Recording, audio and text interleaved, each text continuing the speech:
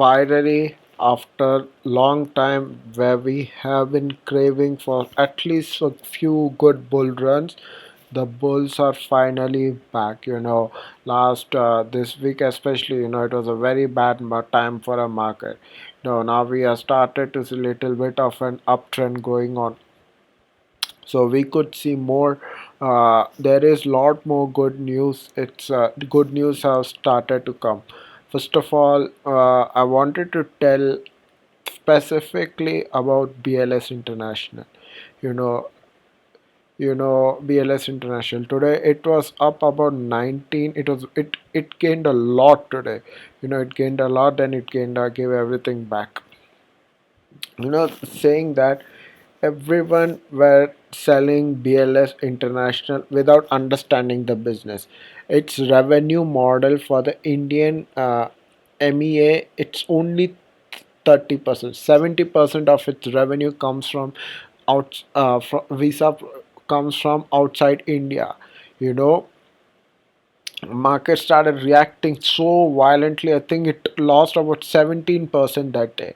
I bought the tip. People don't understand the revenue model, how the company makes money, and that is what hedge fund do. Hedge fund people think they're complicated a lot. That is what hedge fund do. They understand where the revenue comes from. I have studied this business more than anything. It's a when people are chasing AI, EV, I invested in this company, and yesterday, this news came out.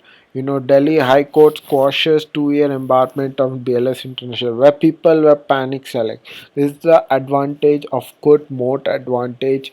This is the advantage of good moat advantage companies. You have to be invested in these companies. Not like Ola Electric, Sun Pharma, chasing the hype around.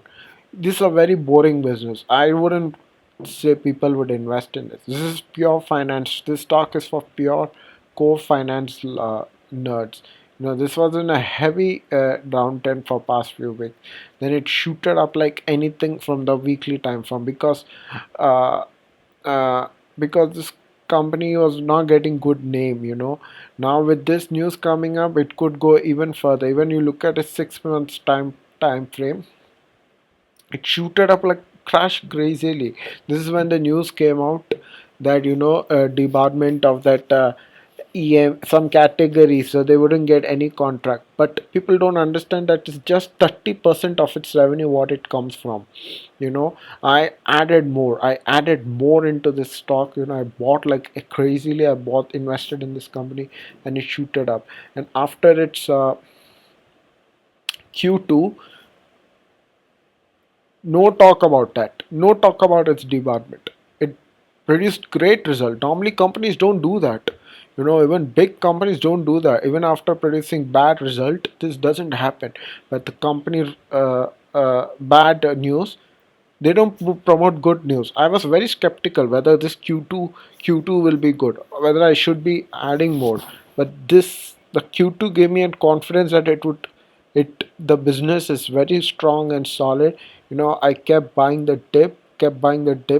Actually, I feel like I should be buying more dip, because this news is very good news for the company for the long term. And this is just 30% of its revenue. People started selling like they're going to lose their business, they're going to get bankrupt. This is the next Suzlon, not the next Suzlon.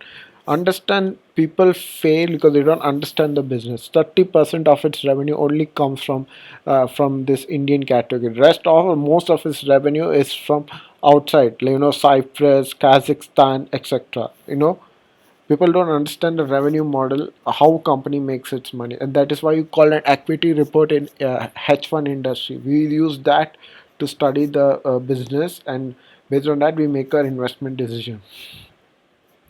So I'm very happy. This past week it went on a crazy.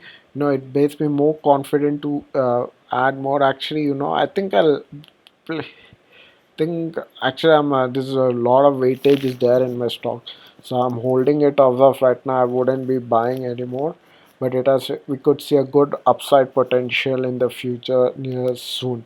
If it crashes on Monday, if it crashes on Monday, I'll just add few more.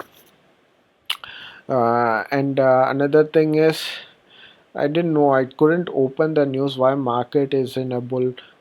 If market reacted to this, I'm sorry, this wouldn't last long. If market reacted to stable Indian rupee, I'm sure this wouldn't last long. Okay, if it reacted to that along with India Oman trade agreement to then I can say this is a stable. We could see, we could see a market going like this. We could see market crashing down, stable, and then we could see a upside. Because if this stability was because of India Oman trade deal, then I could say this is good for the short term. But in long term, nah, I wouldn't suggest this is good, because uh, there is still selling pressure going on. Inflation is still there in India, even though our government hides it. There is, you know, still huge unemployment in India. People are taking low-paying job. So I wouldn't say this news would last long. Okay, we could say rupee going more down.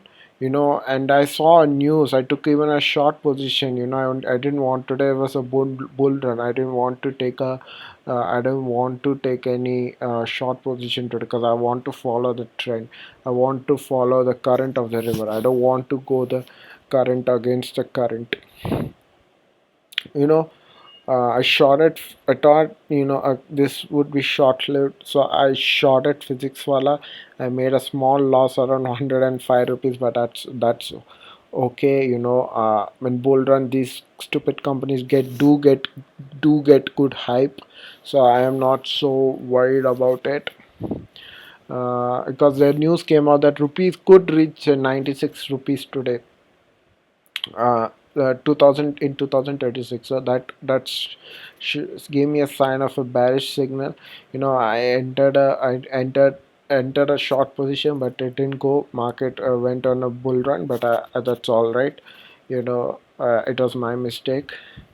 But this will be my attention, because it spiked up like crazy today.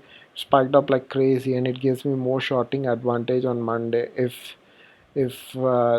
this news still there. I don't think so. This there. If it's there, then I got very bad news that this market shouldn't react to this. If it should react to the Indian Oman trade deal. I was surprised it didn't react to Indian Oman free trade deal, because what is the intention? I told you, India got Indian Oman free trade deal because they wanted to lure US in, that they don't want to miss out on global trading partner. So that is what main intention could be with Indian Oman trade deal.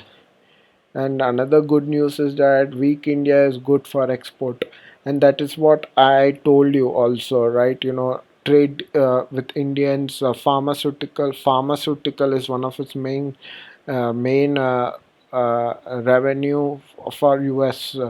Majority of Indian export go to US is from pharmaceutical industry. So it's a very good. I'm always bullish on pharma industry. So I'm going to be placing few orders with Merck and Pharma, because I'm going to be telling you what I researched on Perplexity. So let's place some order. I'll place a very 6 shares. Price limit 180, 175. I think I'll put this is buy, and I'll put 5 at 180. Yes. So I place a few order. Let's see if it gets executed or not on Monday, because my orders didn't get executed. And because I read this, that basically this says that majority of US business, Merck and Pharma US Merck and Pharma core business comes from US. So US and North America, and it shooted up 70%, year to year and quarter to quarter, which I mentioned in my video. With the rupee going even more higher, this could add up the forex gap uh, forex excess forex earning between dollar and India. So this could reflect in company's balance sheet. So I am excited for this. And so yeah, that's it from me today. Please like the video, subscribe, and I'll see you in tomorrow's video. Bye.